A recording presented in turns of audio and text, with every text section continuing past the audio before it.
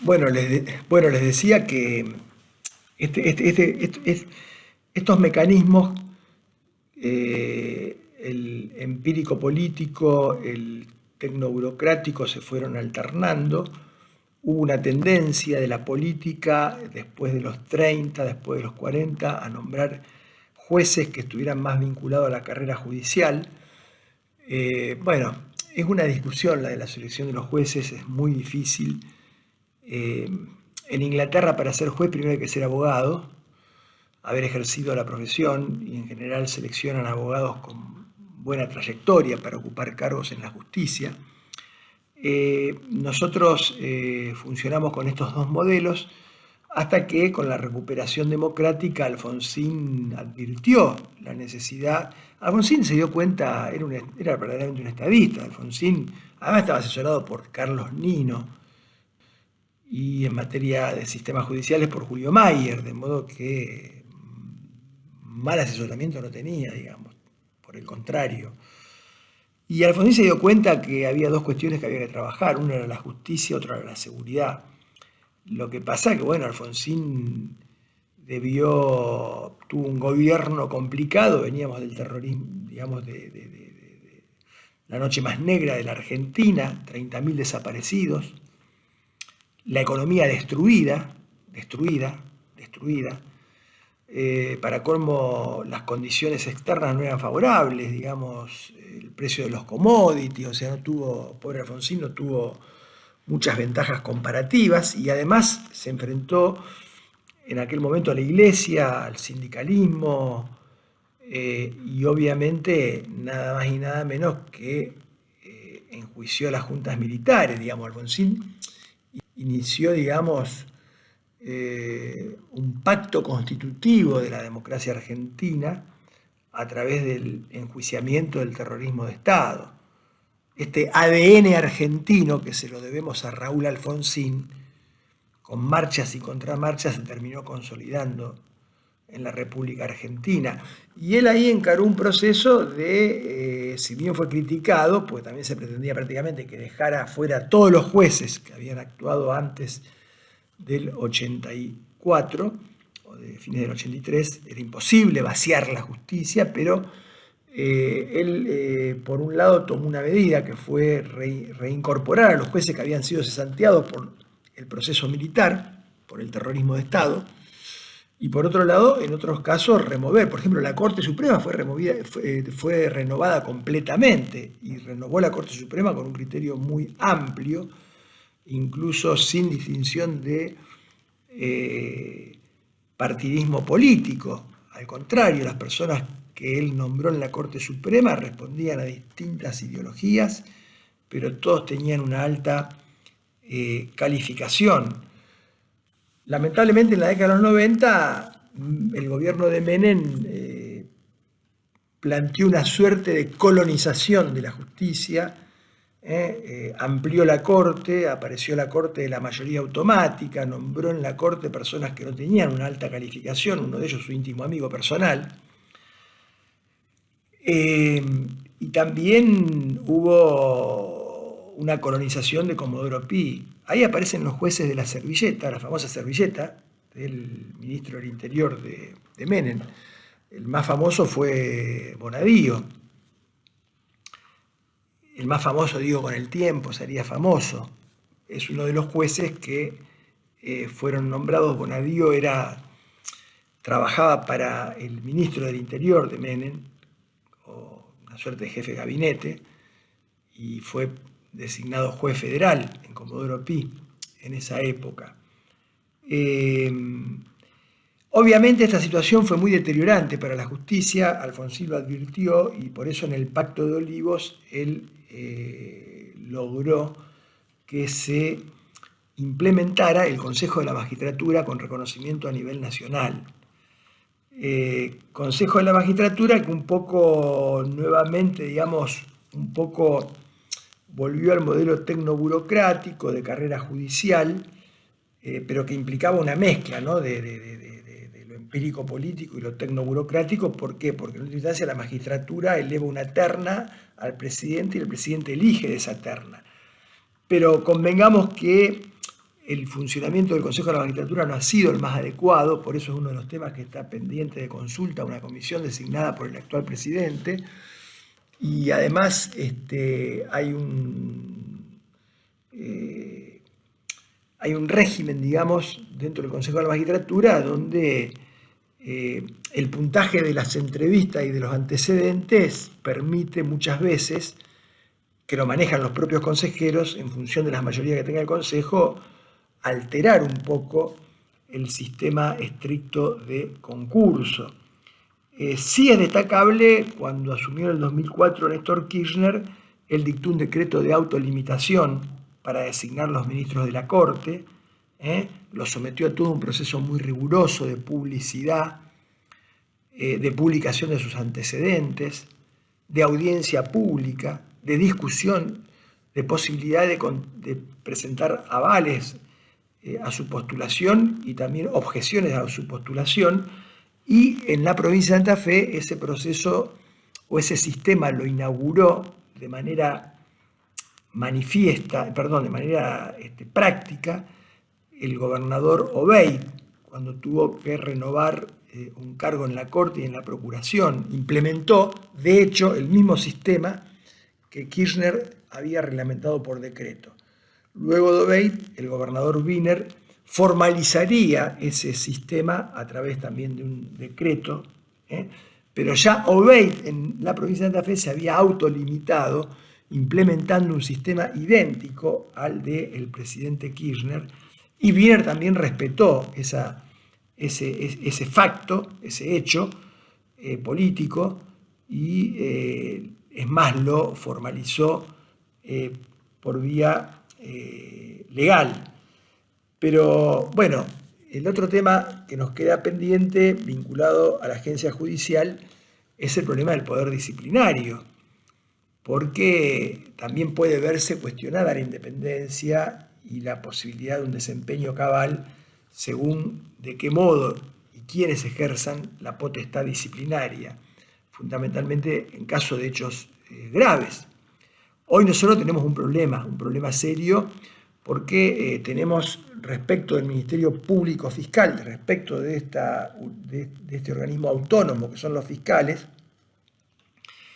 la legislatura ha tomado para sí la potestad disciplinaria, y esto verdaderamente no es lo más aconsejable. Un poder del Estado no puede tener el monopolio de la posibilidad de dejar fuera de carrera a un fiscal, porque además el fiscal se ve obviamente totalmente limitado. Si mañana tuviera que investigar a alguien o a ese mismo poder, ¿cómo lo va a hacer? Bueno, esta es una deuda pendiente, una discusión pendiente en nuestra provincia.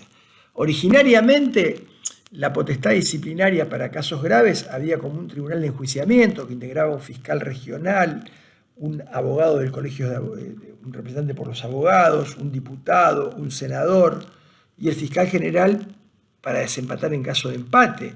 Algo más razonable, pero ahora resulta que es la legislatura. De modo que, pero aparte para los fiscales de distrito, porque es cierto que el juicio político de un ministro de Corte, eventualmente de un fiscal general, lo pueda tener, digamos, la legislatura, como está previsto en la Constitución Nacional y Provincial, pero no para todos los jueces, y todos los jueces tienen un tribunal de enjuiciamiento. Y con los fiscales debería ocurrir exactamente lo mismo. En suma, hemos dado cuenta de una serie de cuestiones vinculadas a la composición de la agencia judicial, a las funciones, atendiendo a los distintos modelos, no solo modelos de procesos y de sistemas, sino también modelos de estructura judicial, de agencia judicial. Obviamente hemos dado nuestra opinión respecto del único modelo posible, que es el que prevé la Constitución. Como final, yo diría que, en verdad, el impacto, la incidencia de la agencia judicial en materia de seguridad tiene que ver básicamente con el cumplimiento de los objetivos políticos e institucionales que yo señalé antes. Nadie puede pensar que la agencia judicial va a terminar con el delito, porque, en primer lugar, la agencia judicial penal utiliza una herramienta que es el poder punitivo, cuya eficacia preventiva es muy pobre. Si el poder punitivo tuviera una gran eficacia preventiva, hoy no habría más delito.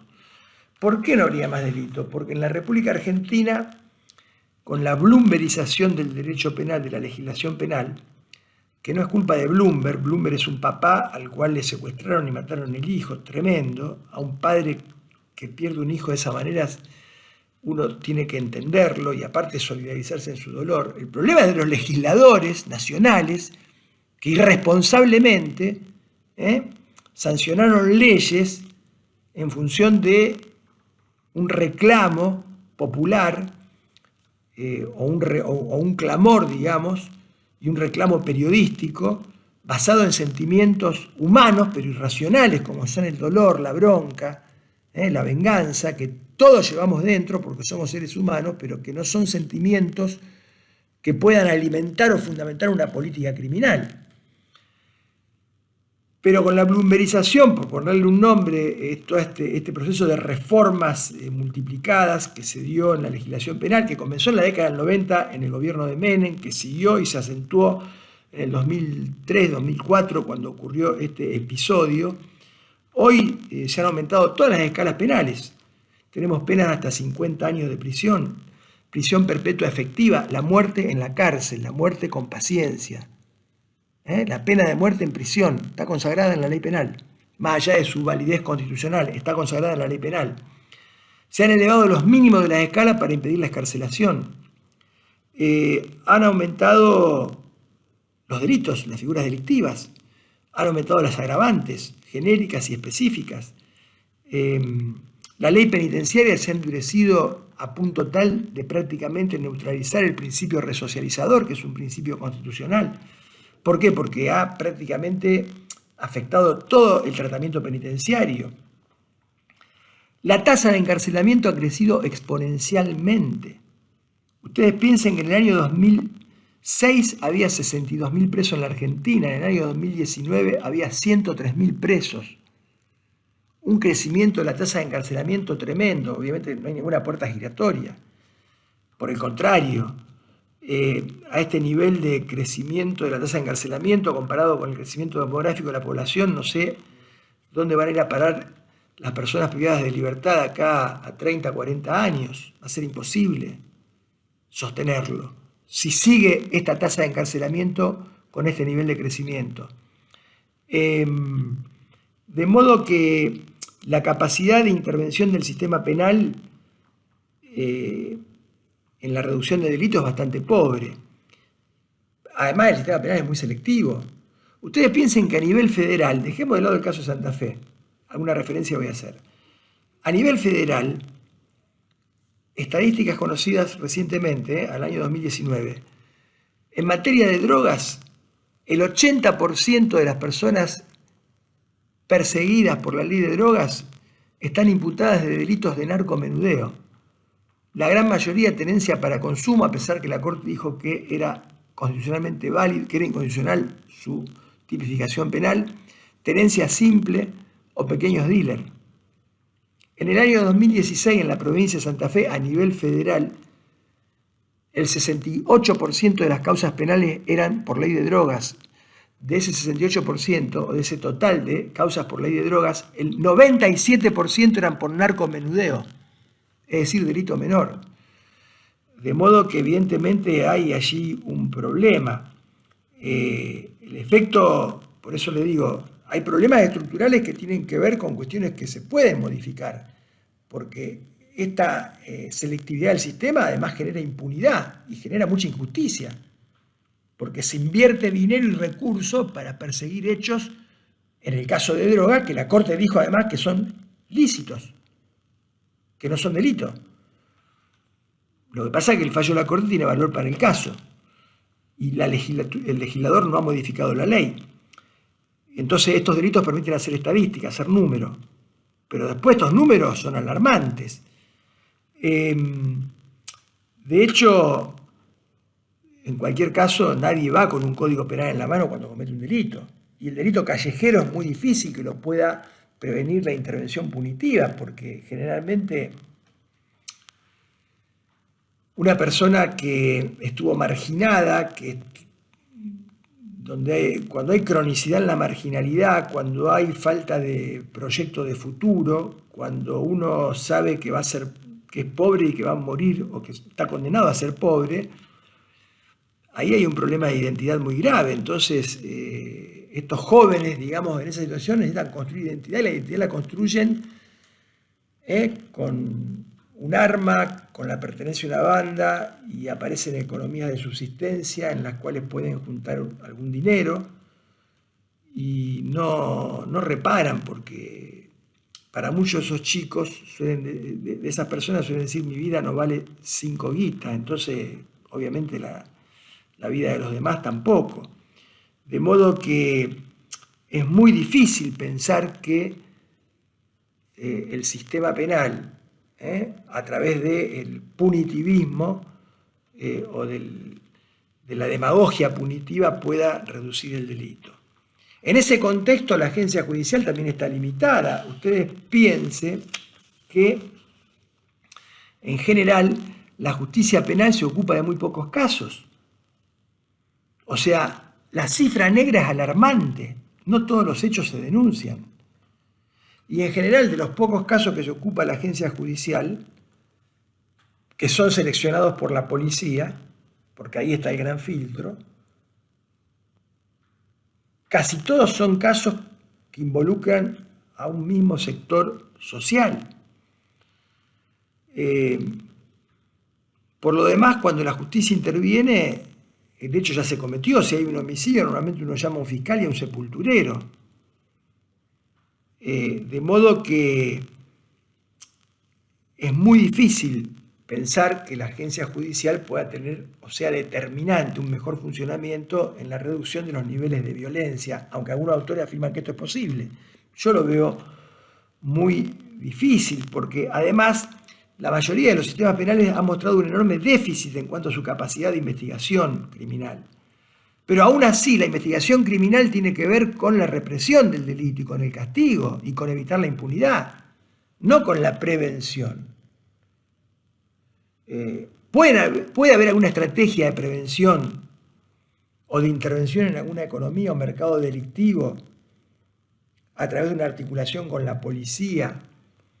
Ya vamos a ver, hay algunos casos en que se puede trabajar, pero son casos más limitados. Si yo quiero prevenir los homicidios, el homicidio en general derivado de cuestiones interpersonales es muy difícil de prevenir, y aparte es un delito que se reproduce.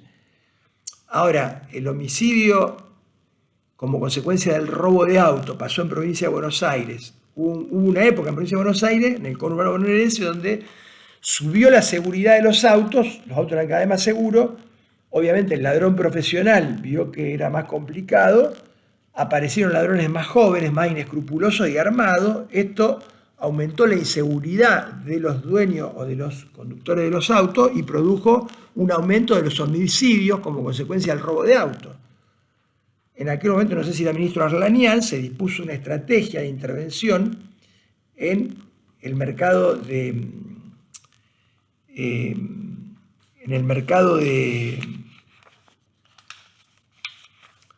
venta de autopartes, digamos, robadas, y obviamente esto en el mercado de desarmaderos, digamos, y esto produjo indirectamente un impacto en la reducción de los homicidios. Hoy, evidentemente, esta división funcional, estas estructuras independientes, Ministerio Público Fiscal, por un lado, permite articular a veces con la policía estrategias de intervención en algunos mercados o economías delictivas. Hubo una época en Rosario que hubo 6.000 robos de moto. Bueno, evidentemente no robaban la moto para ir a pasear. Había un mercado. Y si uno pasaba por una comisaría veía que había estacionadas motos sin patente. O sea que hasta el policía sabía dónde estaba ese mercado. Entonces, este tipo de política preventiva se puede disponer en la medida en que el Ministerio Público diseñe, digamos. Es mucho más posible ahora que antes. Antes un juez de instrucción Cada uno hacía lo que quería, ni se vinculaban, ni se conectaban entre sí. Ahora el MPA puede disponer de estrategias de intervención en determinadas economías o mercados delictivos, articular con la policía. En el caso de Santa Fe tenemos la policía de investigación. Hay investigaciones que han dado muchísimos resultados. Hay posibilidad de disponer estrategias de intervención, pero generalmente es mucho más limitada la posibilidad de prevenir la comisión de delitos. De modo que me parece que lo que hay que pensar es que, bueno, puede haber, digamos, pueden tener niveles de efectividad este tipo de intervenciones en delitos en donde el efecto preventivo de la agencia judicial penal y del sistema penal puede tener algún impacto, como por ejemplo los delitos de corrupción policial, la tortura, el gatillo fácil. Allí, digamos, una política muy definida puede llegar a tener, digamos, un impacto preventivo, pero es difícil que uno pueda, digamos, desde la agencia judicial generar una fuerte disminución o control o prevención del delito. Pensemos en el delito económico de escala. Normalmente son delitos muy complejos, difíciles de anticipar, digamos. Lo importante es que uno pueda investigarlos, aumentar la capacidad investigativa de los sistemas o de las agencias judiciales, en este caso del Ministerio Público. Porque hoy tenemos una cuestión muy clara, o sea, los jueces se han liberado, los jueces no diseñan políticas de seguridad porque los jueces se limitan a resolver las peticiones de las partes. Los jueces no están en la investigación, los jueces son terceros imparciales e imparciales. El único actor de política criminal que tienen los sistemas penales acusatorios son los ministerios públicos fiscales. Ahí sí recae algún nivel de responsabilidad y la necesidad de diseñar, digamos, estrategias de intervención para tratar de intervenir en algunas economías, en algunos mercados delictivos, pero también para poder tener una persecución eficaz y evitar la impunidad. En cualquiera de estas situaciones, el sistema de justicia penal no debe ser visto como una empresa que fabrica productos. O sea, no se mide la eficacia de un sistema penal por la cantidad de condenas. Cuidado con la eficacia, porque en última instancia no podemos identificar eficacia con obtención de condenas a cualquier costo. ¿Qué es lo que ha pasado en algunos sistemas, en algunos modelos incluso acusatorios? ¿Qué es lo que ha pasado en Chile, por ejemplo? El sistema penal no es neutro y la eficacia también tiene que ver con los valores. La seguridad que puede garantizar la agencia judicial es la eficacia en ganar transparencia, la eficacia en una justicia independiente, la eficacia en proteger los derechos de los sospechados y fundamentalmente dar tutela judicial efectiva a las víctimas, la eficacia en reducir la selectividad del sistema penal, la eficacia en aumentar los niveles de respuesta a través de la pena formal, no de la prisión preventiva. Esta es la seguridad o la mayor seguridad que puede vincularse, digamos, con la agencia judicial. Y el gran desafío de los ministerios públicos de la acusación, ¿no? El desafío que tienen hoy en día de no quedarse con el delito infraganti, de no quedarse con el delito violento y callejero, de atender por un lado tanto a la pequeña criminalidad que molesta, que fastidia, que hace que la gente reclame, y por otro lado también de reducir la impunidad respecto de los delitos complejos y de los delitos económicos, romper un poco la selectividad del sistema. Ese es el desafío y ese es el camino que obviamente, en el camino en el que está el Ministerio Público Fiscal de la provincia de Santa Fe, y esperemos que sea un poco el faro de la mayoría de las agencias judiciales de nuestras provincias argentinas y que también algún día lo pueda hacer, reforma de por medio, en la justicia federal.